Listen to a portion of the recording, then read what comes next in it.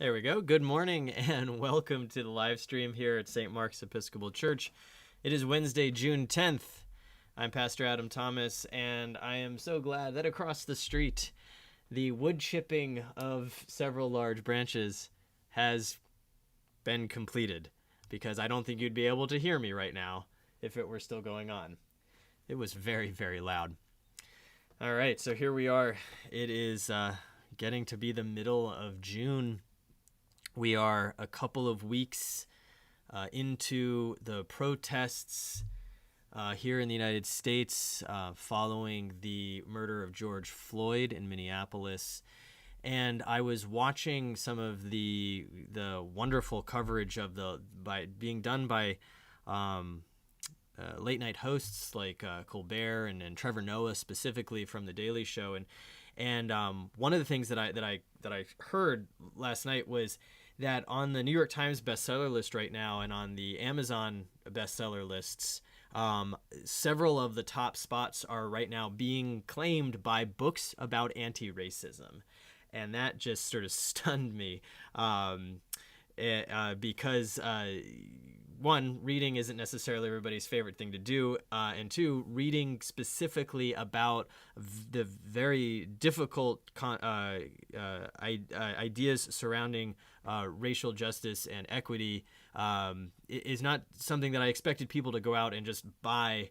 But it seems that we might be in a moment right now where people are, especially white people, are starting to say, okay, there is something going on here and I need to understand it, and I'm not just going to go ask my one friend who's a person of color to explain it to me. I have a lot of these books already because I've been reading them since 2017. Thankfully, I was part of the Mission Council of the Episcopal Church in Connecticut for several years, and that group made it a very important part of our work together to be engaged in these issues of racial justice. And so thankfully I already had a lot of these books. And so what I'm going to do today on the live stream is just talk through a couple of them. If you have never read any books about racism or white supremacy or anything like that, then I hope that maybe you'll pick up one of these that I'm going to talk about today. I'm not going to talk about every book on this list or that you can see here in front of me in full, and nor is every book I've read in this stack because I didn't own all of them. I got some out of the library and borrowed some from friends as well. But I just thought that I would go through a few of these today and talk about what they meant to me as I read them, the things that I learned, or other viewpoints that were opened up to me based on some of this reading. So that's what I'm going to do today. And if any of these spark your interest, then please do pick them up and read them. Alrighty, so I think I'm going to start with one of the very first books that I read in this realm, because it was a book that was required of us on the Mission Council. It's not the very first book I read. That was Ta-Nehisi Coates' Between the World and Me, which I don't have here because I don't actually own it. But I would very much suggest Ta-Nehisi Coates' Between the World and Me, which is a really unflinching look at what it means to be a black man in the United States. And it's written as a letter from Ta-Nehisi Coates to his son. It's very, very powerful book. All right. So I'm just going to point out this book. Let's see. You can't even see it in the stack there. I don't knock everything over. I'm just going to point out Waking Up White. This book has been fairly widely read by white people who are trying to understand the concept of white privilege. It's by Debbie Irving. And I'm just going to call this one out. I don't want you not to read it, but as I've read lots and lots of other books, this one became less and less important. As you go through it, it's a little bit tedious. It's a little repetitive. And as I read it and as I think back on it, the tone of the book feels very much like a white person just being surprised again and again to wonder to wonder about this world that she's waking up to, and it's not incredibly helpful. I think there's another book in this stack that accomplishes a lot of the same things that Waking Up White does, and I would much more encourage a reading of that book. So I just wanted to mention Waking Up White. It's not, I wouldn't say don't read it. If it's the only thing available to you, go ahead and read it, but it's not something that I would recommend 100% like I will for some of these other books. All right. And part of the reason why is that when you read the book Waking Up White, what the overarching idea is that the person writing it grew up not just in a very in the world of white privilege, but also from a class privilege standpoint too, from a fairly wealthy community, and it blurs some lines that don't necessarily need to be blurred for that particular book. So instead of reading Waking Up White, I would suggest White Fragility. This book is one of the ones that's high up on these bestseller lists right now. White Fragility is by Robyn DAngelo, who is a trainer, a diversity trainer is the older term for what she calls herself. And White Fragility is the subtitle is Why It's So Hard for White People to Talk About Racism. And this book is fascinating, and as you read it, you realize all of the layers that this author is pulling back to help white people understand why it is hard for us to talk about these topics. And it's because we haven't built up the resilience we need in order to address things that make us uncomfortable. She goes very in depth about this. Specifically, she talks about several large things. One of them is the idea that we tend to use the word racist as a pejorative, and that can make so we have this idea that a racist looks and acts a very certain way, and those ways are bad, which isn't necessarily incorrect, but it's not very helpful for the idea for addressing systemic racism, which is much more about the way that people act within systems and either act or don't act in order to perpetuate a system of privilege for some and deficit for others. And so instead of talking about let me get my words here.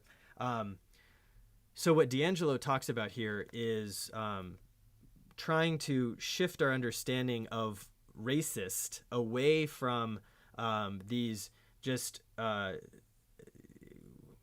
negative portrayals of somebody other, kind of that stereotypical KKK member.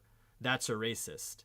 And if somebody says that something you did was racist, and if that's the image that jumps into your mind, immediately you're going to defend against that. And she says, well, let's move more to this idea of systemic racism, and so, which is a thing that we can all address together, and that we can understand that we have been enculturated in a system and socialized in a system that has had this white supremacy base under it for the whole time of our country. And so the other big thing she talks about here is this is the idea of the good bad binary, where good people aren't racist, bad people are racist, and therefore to be if you have any type of racism within you, you are bad. That's not very helpful. She says that we are all swimming in the waters of racism. And so it's not so much about being good or bad. It's about recognizing those waters. And then there's lots more in here. I'm not explaining it very well right now, but White Fragility by Robyn DAngelo is a fabulous book, and I would read it if you are white. Please read this book to understand why it's hard for white people to talk about this stuff. And so that's White Fragility. Somebody in our chat has just said, my heart struggles with guilt, white privilege guilt specifically. How can I be sincere without coming from where I came from? That's a great question. So I guess the answer that I would have from that is examine why the guilt exists. And you cannot stop being white. That's just not going to happen.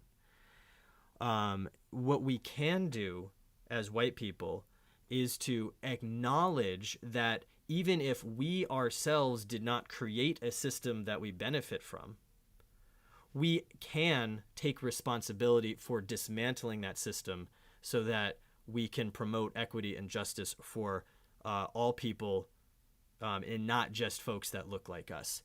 And so guilt can be something that shackles us, or we can transform that guilt with God's help into repentance, which is a change of our lives. And transforming that guilt into a call to action is one way for us to move, to acknowledge our white privilege and then to use it to amplify other voices. And I think that's the way that I would kind of do that alchemical process. I also have stopped. I don't tend to use the phrase white privilege anymore. I tend to now just use the term white supremacy. And the reason I do that is because I think that the term white privilege is just a watered down way of saying white supremacy. It's a more palatable way of saying it. But they really are the same thing. And so if we can acknowledge that the foundations of our society come from a white supremacist place, then we are really looking, dead on. We're looking the problem in the mirror. We're looking at our country with the blinders off, and we can then start dismantling it. And so, again, guilt can shackle us, or we can transform it into a more active idea.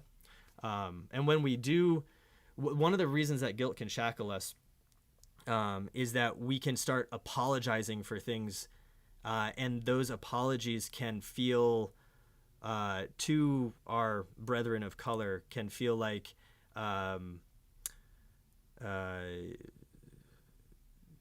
inauthentic or saccharine, or well, I don't need your apologies, just get to work, those kind of things. And so it's good to acknowledge that guilt, but then also to see how we can work to transform it into something more actionable. Alrighty, let's see what else we got here. Gosh, it's already 15 minutes into the live stream. I've only talked about 2 books. I was expecting this to go a lot quicker.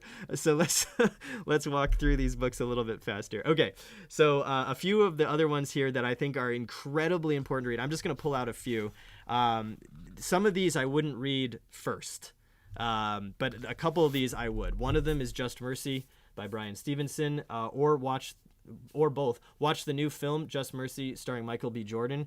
It's fabulous. It is absolutely incredibly well done, well acted, well directed, well produced. And Just Mercy, the book, is much broader than the film, but the film will give you the big points of the book as well.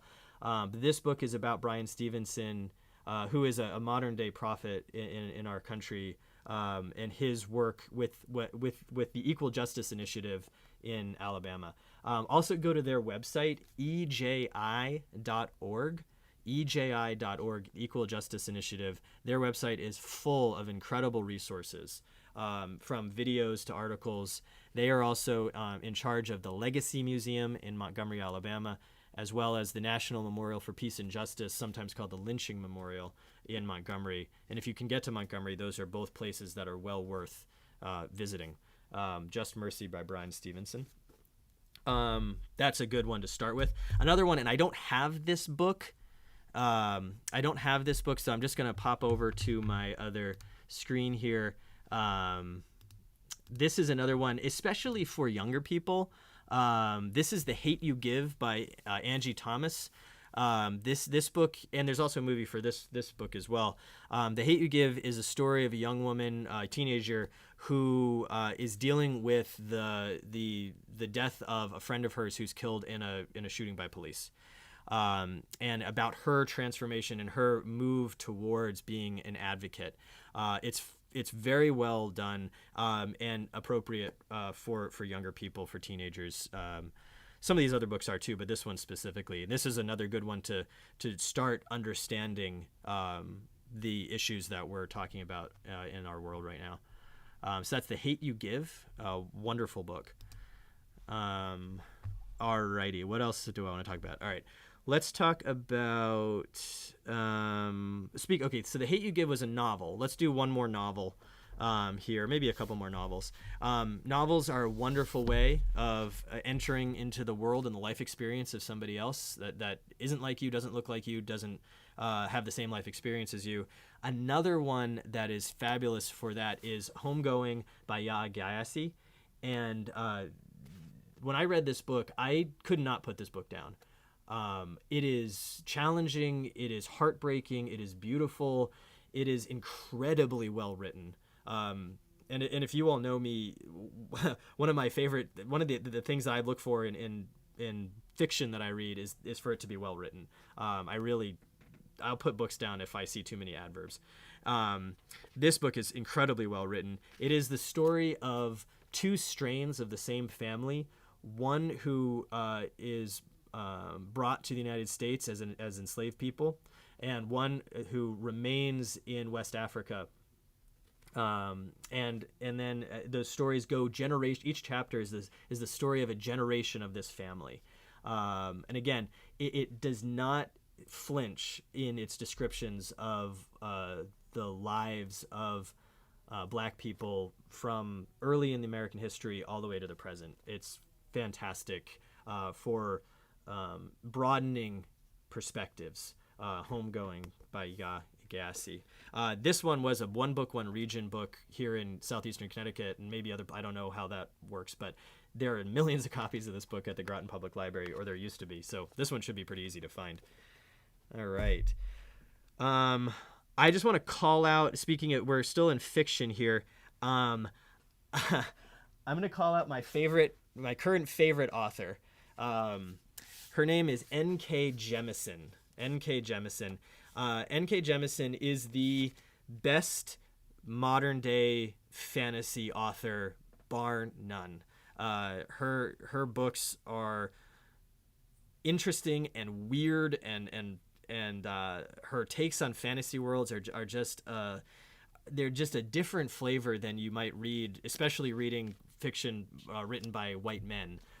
N.K. Jemisin is a Black woman, which is that identity is strange in the world of fantasy, which comes out of J.R.R. Tolkien, moving up through Robert Jordan and other authors. There are very few authors of color, and especially female authors of color, who are writing fantasy.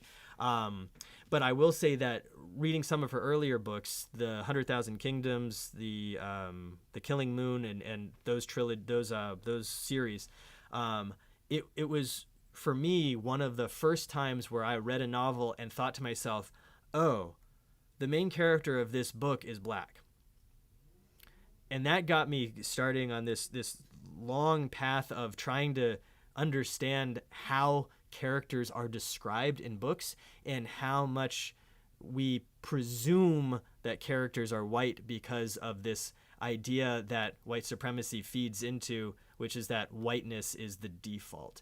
N.K. Jemisin's characters, while there are some white characters in her books, her main characters are people of color. And I'm holding this book out because it's brand new. It only came out about a month ago.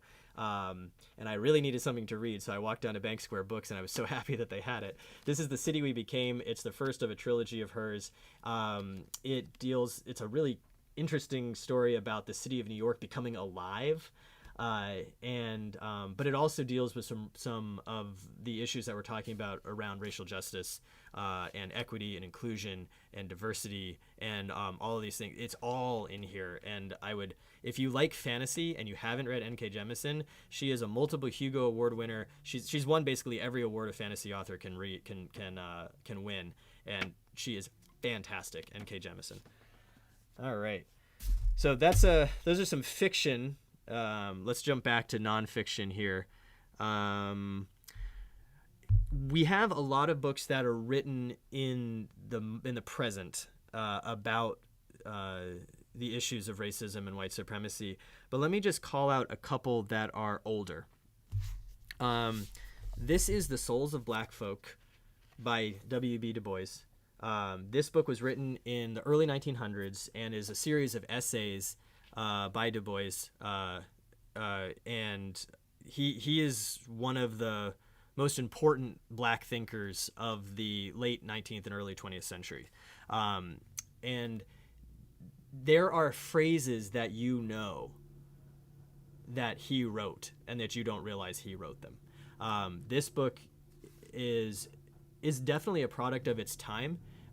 Dubois was one of the founders of the NAACP, and then and continued to write. And in a similar way as Martin Luther King Jr., his writing moved from race relations into economic issues surrounding poverty and other things as well.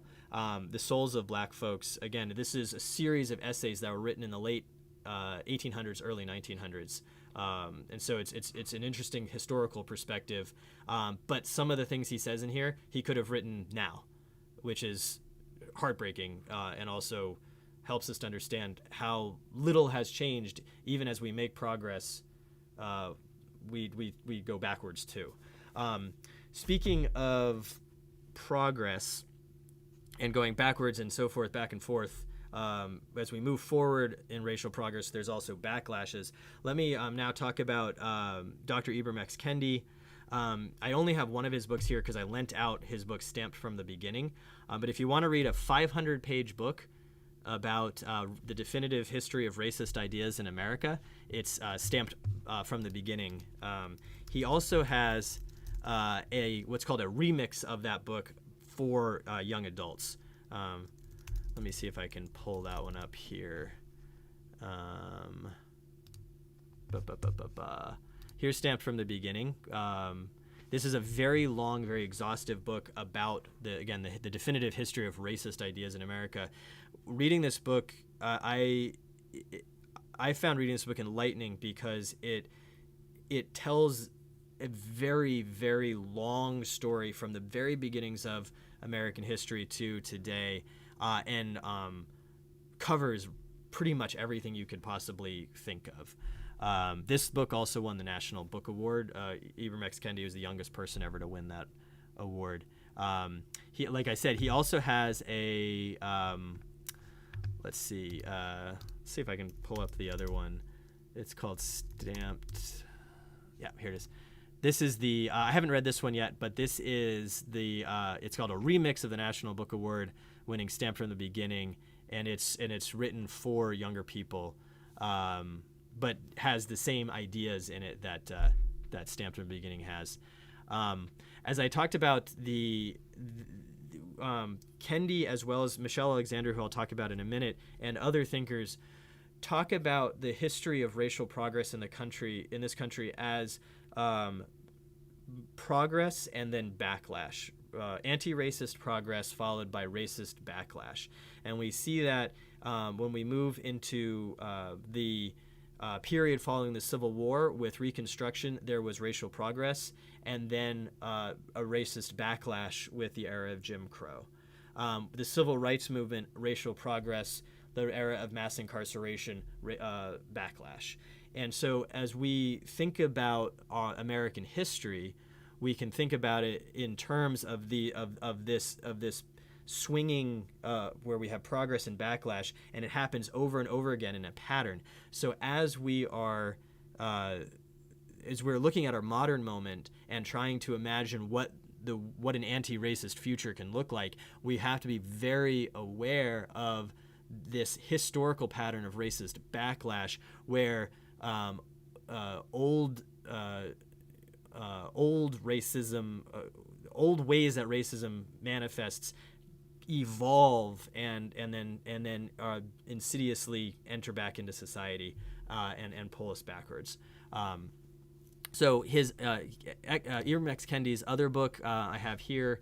This is his newest book, came out last fall. This is How to Be an Anti-Racist.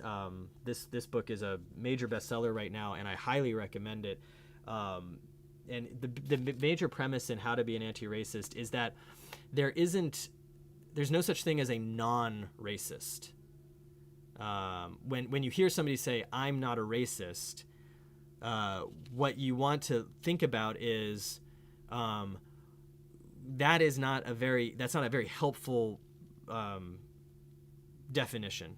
There's either a racist idea or an anti-racist idea, that being non-racist is being complicit with racism.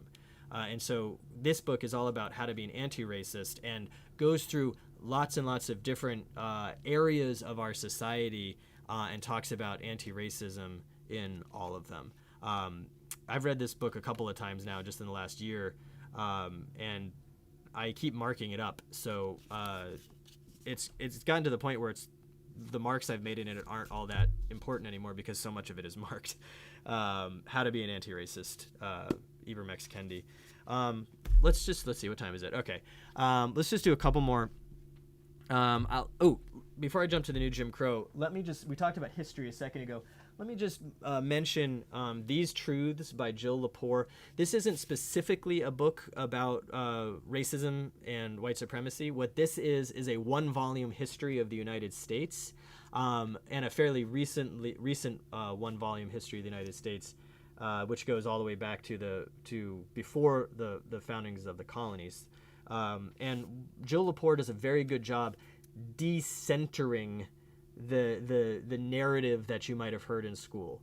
And she brings in other voices and again decenters from that white supremacist model. And the story that she tells here includes pieces of American history that you probably have never heard before, but are very important stories to share. And so I included in this list here because it is a wonderful volume that helps us to recontextualize American history away from some of the limited understandings that we had when we were in school. It's about 800 pages, so it'll take you a while, but it's worth it. And she's a fabulous writer as well. So that's These Truths by Jill Lepore. All right. I think I'm just going to do, let's see. I'll do one more, and then I'll just mention some of the other titles here real quick. This one I think is very important right now, especially when we're talking about policing in the United States. The New Jim Crow by Michelle Alexander.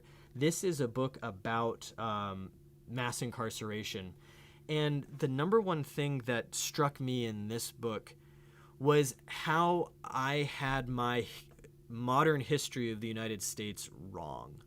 I was born in 1983, which meant that the era of mass incarceration had already started. And so when I got into my school-aged years and looked out at American society, I did not see anything wrong with the way our criminal justice system and our prison system worked, because mass incarceration had always been the reality that I lived in. It wasn't until I was in my 30s really, and I'm a political science major, and I wasn't exposed to this in school. It wasn't really until I was in my mid 30s and I was starting to read books like this that I started to question the reality of mass incarceration and what it means for our society. And reading this book really helped me understand that the era of mass incarceration didn't start until the mid-70s, and even then, when we had less than 300,000 people in prisons and jails in the United States, scholars and public intellectuals were saying that's too many. And now we incarcerate a higher percentage of our population than any other country in the world, and a disproportionate number of those percentage of those people are people of color. And so this book is the history of that, and talks a lot about Supreme Court decisions around bias and policing and so forth. This is a very important book to understand what the role of police should be and what it has become, especially in the era of militarization of the police.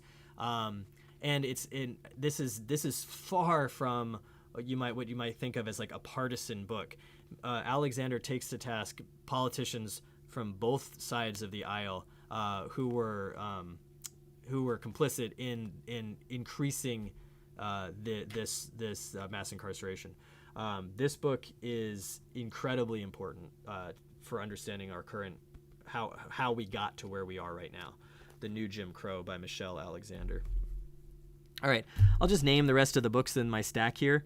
I have Jesus and the Disinherited by Howard Thurman, a classic book.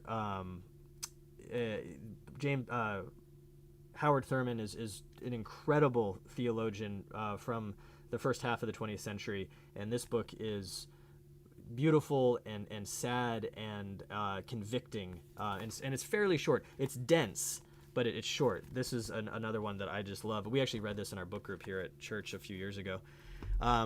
Living into God's Dream is a series of essays edited by Catherine Meeks from Atlanta. And this is about dismantling racism in America. And several of these essays come from a faith-based position. Stand Your Ground, a very challenging book by Episcopal priest Kelly Brown Douglas. She's also a professor at Union Theological Seminary, I think. This book springs out of the tragedy surrounding the murder of Trayvon Martin, and talks a lot about how white supremacy has created a structure of power around it and legitimacy around itself that makes it hard to assail. All right, this book is Raising White Kids, and this is about how to talk to white children about race. And I read this one about 2 years ago, and I don't remember it hugely well, but it definitely impacted me when I read it. Raising White Kids by Jennifer Harvey. All right, here we go. This is The History of White People, a provocative title, but maybe not what you think when you hear the name. History of White People by Nell Irvin Painter. This is the book. This is the history here is how whiteness became what it is in the modern era. How various groups of people were inducted into the group that has become known as white people, the history of where whiteness comes from, why it has been prized over the course of history, and also there's a lot in here about the 19th century fascination with what we would call pseudoscience now, false science around trying to prove that one racial group was superior than another. And all about classifications of races from a pseudoscientific understanding. And so this book is really important for folks that want to understand where whiteness comes from. That's the history of white people.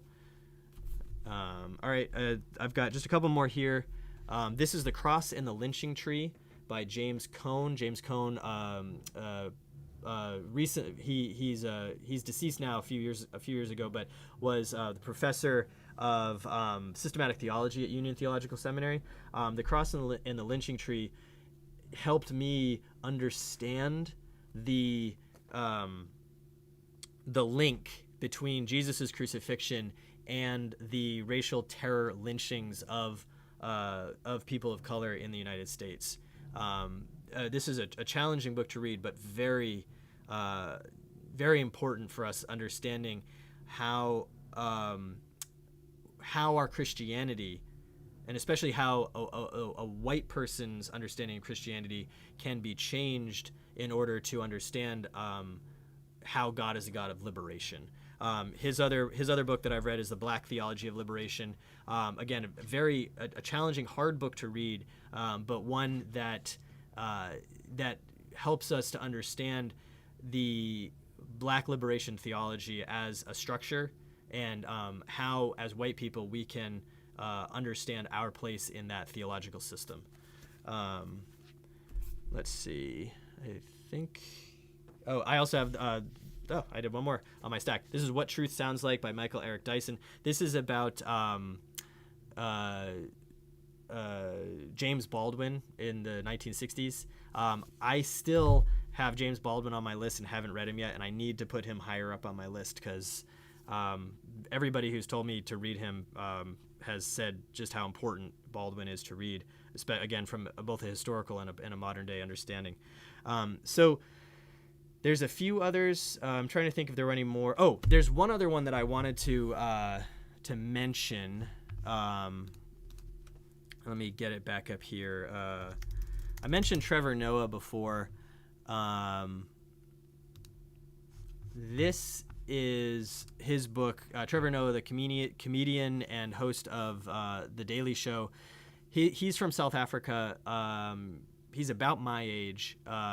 This book is called Born a Crime, and it is hilarious and heartbreaking, and really does a great job of showing a personal account of how racism can affect an individual.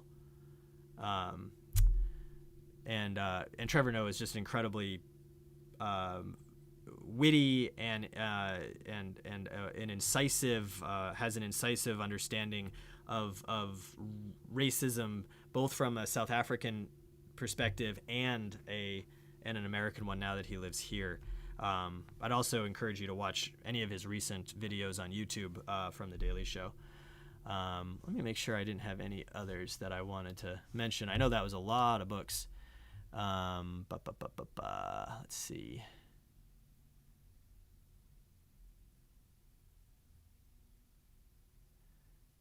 Yeah, there's one or two more, but I think I'll go ahead and stop there.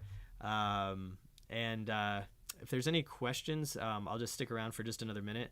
And if not, then hopefully there's one or two of these books has piqued your interest. Again, I would encourage, if you're going to start with a book and you've never read any books on racism or white supremacy or anti-racism, I would start with Just Mercy, or The Hate You Give, or Homegoing, and then move to White Fragility and How to Be an Anti-Racist and some of the other ones that I mentioned. But thank you very much for joining me today, and hopefully this has given you some good ideas. So we'll be back on Sunday morning for our live stream, 9 a.m. From the church. And until then, God bless you. And please know that our God is a God of love and a God of justice, and we can't have one without the other. Godspeed.